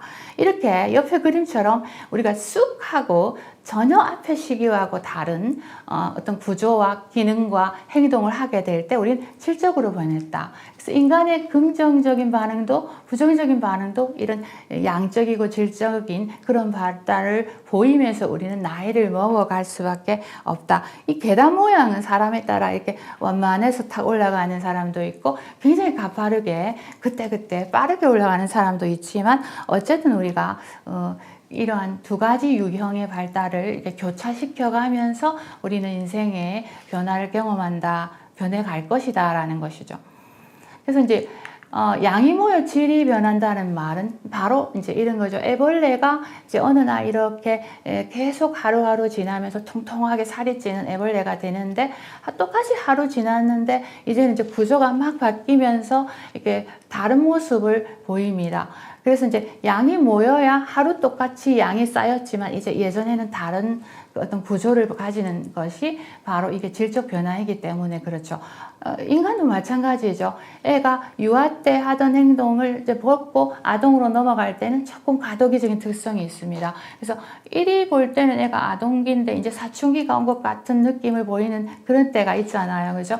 그래서 요럴 때는 아직 애 같은데 엄마에게 굉장히 화를 내고 갑자기 예민해졌다 이러면 이제 사춘기 특성이 있는 그 과도기적인 그런 시기라고 우리가 생각해 볼 수가 있는 거죠. 자, 이 용어들은 발달이라는 말 대신에 가끔 바꿔서 인간의 변화를 설명할 때 쓰는 용어들입니다. 성숙해졌네, 뭐 양적으로 변했네, 성장했네, 학습했네, 뭐 이런 말들 쓰는데요. 이 용어는 사실 잘 들여다보면 각각 조금씩 그 내용을 달리합니다. 그래서 성숙이란 말 써야 될 때는 성숙을 써야 되는 거죠. 어떨 때 우리가 이런 변화를 성숙이라고 하고 학습이라고 하는지는 나중에 가서 보겠지만 지금 그 까만 글씨에 나와 있는 부분에서 하나가 지금 뜨고 있지 않는데요. 어쨌든 이게 가장 큰 개념이 이제 발달이고 삶이다는 거예요. 그래서 이 발달이라고 하는 것 안에는 성숙해서 변하는 변화도 있고 학습해서 바뀌는 변화도 있고 교육에 의해서 뭐 또는 노쇠해서 뭐 장애를 입어서 뭐 이렇게 저렇게 또 정체와 치유를 통해서 또 다른 방법으로 변해가는 이 모든 것을 다 포함하는 인생의 이 변화 과정 자체를 다 발달한다라고 볼 수 있는 가장 큰 개념이라고 볼 수 있겠습니다. 좀 이해가 되시나요? 자, 그렇다면 우리의 이 발달이 양적, 질적인 것을 보이면서 발달을 합니다. 그런데 이 발달이 그냥 지 마음대로 변하는가, 어떤 법칙이 있는가라는 것을 우리가 생각해 보겠습니다. 그 법칙이 있기 때문에 우리는 그냥 아무렇게나 내 인생이니까 내 마음대로 발달할 수 있는 게 아니라 인간은 어떤 보편적인 원리 위에서 발달한다고 볼 수 있어요. 그래서 나중에 이제 우리가 얘기를 하겠지만 이게 오묘하게도 이게 하느님의 말씀과 같이 매를 하기 때문에 인간의 발달의 원리는 기초적인 원리들은 너에게도 해당이 되고 나에게도 해당이 되고 사람에게는 누구나 이 원리 위에서 발달이 가능하다라는 점에서 하느님의 계획 속에서 일어난다는 거죠. 우리가 이제 피조물이기 때문에 사실 그렇다고 이제 볼 수 있겠습니다. 그러면 우리가 어떤 원리들로 발달을 하는지 이제 배우게 될 텐데, 자, 제일 먼저의 발달을 한번 볼게요. 뭐라고요? 발달에는 뭐가 있다고요? 네, 순서가 있다는 거죠. 규칙이 있다는 거예요. 규칙이 있다라는 것은 이제 무슨 말이냐면은 딱 정해져서 뭐부터 발달하고 그게 이제 발달이 끝난 아이가 다음 단계의 발달이 가능하다라는 어떤 정해져 있는 1답이 2가 오고 3이 오는. 그러니까 예를 들어서 길고 있어야 이제 뭐 설 수 있고 당연하죠. 이제 한 개 알아야 두 개 아는 이런 순서가 있는 거고, 이제 심장이 먼저 발달을 하고 그 다음에 이제 머리가 발달하고 이러한 순서적인 것이 정해져 있는 것이죠. 그래서 이 순서는 내가 당겨서 이렇게 갈 수도 없고 그냥 뛰어넘을 수도 없는, 거쳐야 된다는 것밖에는 이제 없다는 겁니다. 자, 그래서 우리가 이 규칙을 알면은 뭐가 좋은가라고 우리가 생각해 보면은 당연히 이제 아이들을 보면서 규칙을 아니까 얘가 지금 어느 규칙 위치 속에 있는지, 이 단계에 있구나, 곧 이런 행동을 하겠구나, 이런 다음에는 이렇게 됐구나, 조금 늦구나 하는 우리 예측이 가능하게 되기 때문에 어떤 것에 굉장히 놀란다든지 이 나이 또래는 이것이 정상이야 라는 것을 알고 비정상은 어떨 때를 얘기하는 거야 라는 걸 알고 있다는 거죠. 그렇기 때문에 덜 놀래고 초조해하는, 기다릴 수 있는 그런 자세를 보일 수 있다는 등 굉장히 좋은 점이 이제 한두 개가 이제 아닌 거죠. 자, 그러면 이 순서를 우리가 배울 거예요. 앞으로 뭐부터 발달하고 영아기 때는 이제 무슨 발달이 일어나고 그게 되게 되면 유아기 때는 또 어떤 발달을 또 이룰 수 있는지, 이런 순서를 몸으로 마음도 우리가 배워 나가는데, 처음이니까 나중에 하더라도 이제 맛배기로 그 순서를 한번 보도록 하겠습니다. 밑에 보면 이제 전체에서 부분으로 이렇게 되어 있죠. 그래서 전체 반응을 할 수 있는 아이가 이제 부분 반응을 할 수 있고요. 당연히 더 수준이 높을수록 부분 반응을 디테일하게 할 수 있다는 얘기가 되고요. 그 다음에 척추 앞에서부터 뒤로 간다. 이걸 이제 머리부터 발달해서 꼬리 쪽으로 한다 해서 두미형 발달이라고 하고요. 중수신경계가 먼저 발달하고 이제 말초신경계가 발달할 수 있습니다. 그 다음에 무의식이 이제 발달된 뒤에 의식적인 그 행동들을 발달할 수 있다. 이제 이렇게 보는 거죠. 예를 하나 들어보겠습니다. 여러분 중에 한 살 때 기억나는 거 있으신 분이 있으세요? 돌잔치가 너무 행복했다. 굉장히 그때 먹었던 이유식 너무 맛있었다. 이런 거 뭐라도 하나 이제 기억에 남는 분이 있으십니까? 그러면 저한테 알려주시면 제가 학계에 보고하겠습니다. 아마 아무 기억이 없으실 거예요. 그런데 그때 그러면은 사랑을 받고 컸거나 그냥 좀 방치되면서 이제 구박을 받았거나 이제 크면 아무 기억이 안 나잖아요. 그런데 왜 우리는 그때 잘 키우려고 그렇게 노력을 할까요? 다 어디 있다는 얘기죠? 무의식 속에 있다는 거예요. 무의식 발달이 먼저 일어나기 때문에 그 시기 동안에 어떤 경험이 쌓였는가 하는 것은 나중에 이 아이가 커서 10살, 20살이 될 때 그 아이의 성격에, 행동에, 머리에 영향을 준다라고 볼 수 있는 것은 순서적으로 그렇게 순서가 치워져 있기 때문인 거죠. 잠도 마찬가지입니다. 애는 신생아는 20시간씩 자잖아요. 잠잘 때 우리가 의식적으로 다리를 어떻게 해야지, 목을 어떻게 해야지 하는 사람 아무도 없죠. 그리고 아마 어릴수록 이제 머리는 갖다 대면 자는데 이 잠이 이제 나이에 따라 아까 변한다 그랬잖아요. 긍정적인, 부정적인 변화를 보여서 노인이 되면 잠의 일단 질과 양이 달라집니다. 그렇게 되어 있고 그 대신 다른 것이 발달하도록 되어 있는 것이죠. 그래서 훅 하고 이제 막 이렇게 소리 내서 주무시면 들어가서 주무세요. 이러면 안 잤다 이렇게 하고 거짓말 하시죠. 그리고 자꾸 깨고요. 이렇게 이제 변화를 합니다. 그게 이제 순서적으로 이제 먼저 있다는 거죠. 그 나이에 걸맞게 순서 지어져 있다는 얘기가 되죠. 그림에 보시는 것처럼 이제 오른쪽 그림을 보면 애가 머리가 크잖아요. 어른에 비해서. 단지 그냥 무겁고 머리가 크다는 게 아니라 머리가 할 수 있는 집부터 먼저 한다는 거예요. 그래서 아이는 생각보다 아주 어린 나이에 이제 엄마를 알아본다든지 표정을 구분한다든지 옹알이를 한다든지 낯가리를 한다든지 반사적인 행동, 운동 이런 게 어느 정도 가능하거든요. 이것부터 발달을 하죠. 그러나 이제 뭐 폐라든지 호흡, 뭐 이렇게 운동 능력 같은 근육의 발달 이런 것은 이제 말초신경계 쪽에 있는 발달이기 때문에 10살이 되어도 아직 어른의 수준으로 되기엔 좀 더 살아야 하는 단계입니다. 전체에서 부분도 마찬가지인데 여러분 아이들 보면 이제 뒤뚱뒤뚱 걷죠. 그리고 필요한 부분만 딱 이렇게 할 수 없어요. 그런데 우리는 이제 우아하게 다리만 이렇게 걸을 수 있잖아요.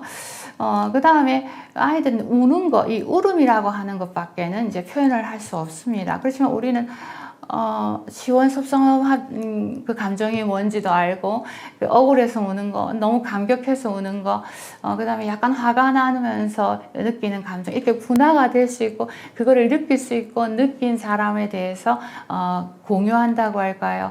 감정을 이렇게 공감할 수 있는 능력으로 있는 식으로 변화합니다. 그래서 좀 더 많이 자란 사람일수록 이렇게 딱 맞는 반응, 세련된 반응의 부분 반응이 가능한 거죠.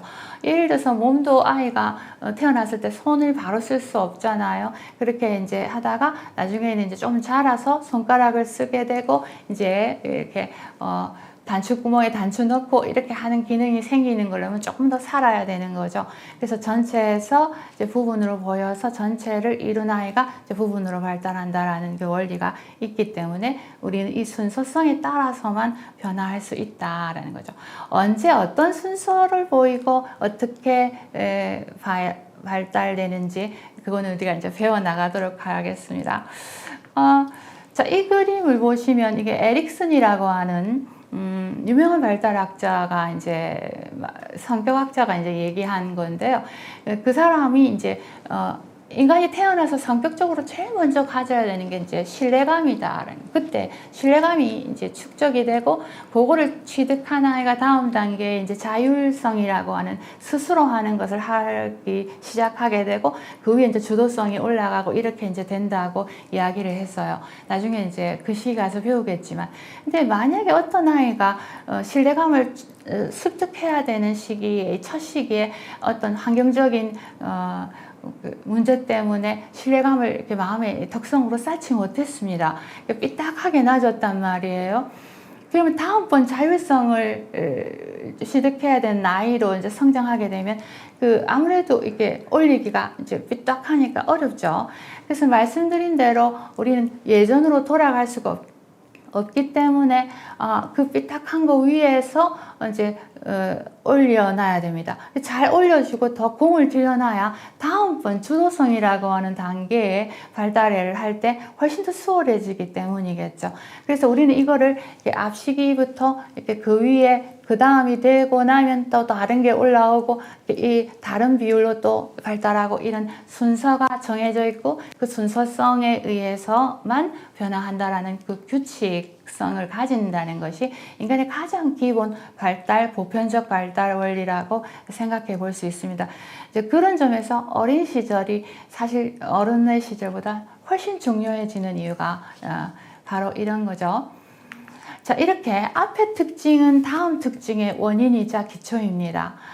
그러면 현재 어떤 애가 이 행동을 하는 것은 그 원인이 현재 일어난 일 때문이 아니라 걔가 과거에 살아온 모든 그 발달적인 경험과 현상이 농축되어서 지금의 현재를 만들었고 현재의 그 문제성을 드러내놓고 있다는 거죠. 동시에 당연히 현재를 어떻게 사느냐, 무엇에 내가 매진해서 발달 현상을 보이는 삶을 살아가느냐가 미래에 어떤 미래의 삶을 이렇게 살게 되느냐와 직결되어 있다는 점에서 우리는 이렇게 모든 그 시간적인 부분들이 순서에 의한 부분이 있다라는 것의 원리 안에서만 발달하고 있다라고 이제 생각해 볼 수 있겠죠. 자, 이렇게 발달인 순서가 있어라는 말의 의미는 인간은 지 마음대로 갑자기 살기 싫다고 이제 유아에서 아동기는 이제 스킵해버리고 또 이게 청년기로 올라갈 수도 없고요. 이제 엄마가 생각해 보니까 처음 너를 키워서 5살 때 너무 잘못 키워준 것 같다. 다시 가서 잘 키워줄게. 이렇게 한다고 해서 이제 퇴행해 볼 수 없어요. 다시 되돌아갈 수 없습니다. 그 문제를 안고 이제 다음 단계를 잘 살아갈 수밖에 없고 그 과거의 문제가 무엇이는지를 통해서 보다 더 현재에 집중할 수 있는 어떤 스킬이랄까 팁을 받아서 현재를 잘 살 수밖에 없는 부분이 되겠죠. 다음을 위해서. 또한 이제 이 피부 그대로 유지하고 싶어. 너무 애가 귀여워. 안 변했으면 좋겠어. 아까 우리가 예로 든 할머니, 할아버지처럼 안 변하고 있다. 이거는 사실 원해도 그렇게 될 수 없습니다. 다음 단계를 우리가 이제 가야만 하죠. 자, 그리고 제일 중요한 것은 지금 잘 사는 효과는 언제 본다고요? 네, 미래에 본다는 거죠. 그리고 애가 지금 현재 보이는 이 증상은 다 과거랑 연결이 돼 있다라는 것을 가지면서 시선을 보는 것은 우리가 이 순서성에 맞춘 부모 역할이라고 할 수 있겠습니다. 자, 그러면 하느님께서 순서 다 정해 두셨어요. 어느 정도 순서 알겠어요, 우리가. 그런데 또 니도 인간이고 나도 인간이고 니도 어린 시절 보냈고 나도 뭐 비슷한 환경에서 자라서 다 거기서 거긴 것 같은데 왜 우리는 이렇게 사람들은 다 다를까? 한 사람도 같은 사람이 없고 다른가? 바로 이 두 번째 원리가 존재하기 때문입니다. 그래서 우리 이런 말 참 많이 하잖아요. 그게 그렇게 안 되나 이렇게 말을 많이 하잖아요. 근데 그게 그래 어렵나 이렇게 얘기하는데 사실 그 사람한테는 그게 어려울 수 있죠. 왜요? 나랑 다른 사람이니까. 그리고 이제 엄마가 가끔 이런 얘기 많이 하시죠.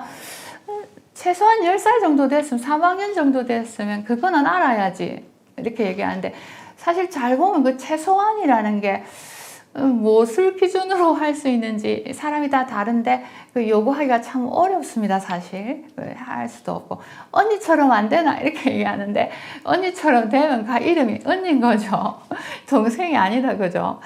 걔는 그게 안 되는 거죠. 서로 이렇게 너무 다른 거죠. 사실 어머니들이 그런 얘기하죠. 첫째를 키워보니까 이제 조금 키울 수 있을 것 같은데 이제 둘째를 이제 배워서 잘 키우고 싶은데 둘째는 애가 다른 애예요. 그렇죠? 그러니까 물론 도움은 좀 받지만 사람이 다르기 때문에 또 다시 처음부터 시작하는 어려움은 또 있는 거죠. 이렇게 우린 서로 다르단 말이죠. 왜 다를까요? 이 두 번째 원리 때문입니다. 무슨 원리인지 궁금하시나요? 궁금해야 되는데 안 궁금하시나요? 제가 가르쳐 드릴까요? 좋습니다. 제가 가르쳐 드리죠. 엄마, 다음 시간에다, 그죠? 제가 요새 슬기로운 의사생활이라는 그 프로그램을 굉장히 자세히 보는데 그 프로그램이 1시간 50분이나 할 정도로 굉장히 오래 하는데도 참 재밌어서 엄마 이렇게 봐야지 하고 집중하고 있으면 딱 끝나면서 다음 시간에 이렇게 나오고 음악 나오고 그러더라고요. 그래서 좀 아쉽다 이렇게 하고 있는데 그 대신 이제 본방사수 하잖아요. 다음 시간이 이제 오도록 기대하게 되는데 제가 그래서 여러분께 두 번째 원리는 도대체 뭐지? 라는 게 궁금하게 만들어서 여러분께 다음 공부 시간에 이제 들어오십사 해서 이렇게 궁금증을 유발하는 걸로 이제 마무리를 했습니다. 자, 여러분 좀 재미있으셨나요? 유익하셨는지 모르겠습니다. 제가 이렇게 조금 부족한 부분이 있었을 거예요. 그 PPT 좀 안 맞고요. 또 제가 입이 좀 많이 말라가지고 지금 많이 이렇게 더듬기도 있는 것 같은데 너그럽게 이해해 주시고 어떤 그 질문들이 들어왔는지 제가 지금 잘 볼 수는 없는데 오늘 첫 시간이고 해서 아마 인상만 이렇게 올리신 것 같아요. 뭐 수업이 재밌을 것 같다고 하신 분들도 있고 우리 아이에 대해서 알고 싶습니다 이렇게 하신 분도 있으신 것 같고 이제 구체적으로 듣고 싶은 이야기는 지금 크게 올라온 것 같지 않은데요. 아마 그 궁금한 것이 이제 오늘 수업을 다시 되돌려 보시고 또 동시에 이렇게 더듬어서 한번 보신 다음에 궁금증이 생기신다면 다른 채널을 통해서 댓글이나 이런 것으로 이제 올려주시면 제가 보고 함께 나누면 참 좋겠다라는 그런 어떤 질문이 있을 때는 제가 참고해서 다음 시간에 수업에 이게 가미해서 여러분을 찾아뵙도록 그렇게 하겠습니다. 너무 수고 많이 하셨고요. 다음번 시간은 10월이라고 하더라고요. 이제 9월 잘 보내시고 더 좋은 내용으로 준비해서 찾아뵙도록 하겠습니다. 여러분 건강하시고 안녕히 계세요. 정말 감사합니다. 네, 교수님 강의 잘 들었습니다. 어떻게 부모님들께 많은 도움이 되었는지 모르겠습니다. 마지막에 궁금한 부분을 남기고 가셨는데요. 다음번에 꼭 들어오셔서 그 부분 확인하시면 참 좋겠네요. 간단하게 공지 드리도록 하겠습니다. 부모교재 최초의 교리교사를 받아보시길 권합니다. 첫 번째 1과 그 내용은 10월 3일자 뉴스위크 주보에 들어갈 예정입니다. 그 전에 이 교재를 어떻게 활용할지에 대해서는 제가 공지 드렸듯이 최초의 교류교사 나눔 참여를 해주시기 바랍니다. 2021년 10월 1일 금요일 저녁 8시에 아래쪽에 회의 아이디와 암호가 다시 한번 나가고 있습니다. 확인하셔서 기록해 놓으시고 꼭 참여해 주시기 바랍니다. 그리고 이때 좀 전에 그 김지영 선생님의 그 강의가 계속해서 이어지겠습니다. 줌에 접속하셔서 강의도 들으시고 그때는 저희가 소통이 가능하기 때문에 질문도 함께 할 수 있을 거라고 생각이 됩니다. 많은 참여 부탁드리겠습니다. 자, 이제 모든 안내가 마무리가 되었고요. 이제 마친 기도 바치고 마치도록 하겠습니다. 마친 기도는 바로 우리 자녀를 위해서 기도를 바치도록 하겠습니다. 우리 자녀를 생각하며 기도 바치고 마치도록 하겠습니다. 성부와 성자와 성령의 이름으로 아멘. 세상을 창조하신 하느님, 하느님께서는 저희에게 귀한 자녀를 주시어 창조를 이어가게 하셨으니 주님의 사랑으로 자녀를 길러 주님의 영광을 드러내게 하소서. 주님, 사랑하는 저희 자녀를 은총으로 보호하시어 세상 부패에 물들지 않게 하시며 온갖 악의 유혹을 물리치고 예수님을 본받아 주님의 뜻을 이루는 일꾼이 되게 하소서. 우리 주 그리스도를 통하여 비나이다. 아멘. 성부와 성자와 성령의 이름으로 아멘. 늦은 시간까지 함께 해주셔서 감사드립니다. 그럼 저희는 10월 1일 날 다시 뵙도록 하겠습니다. 감사합니다.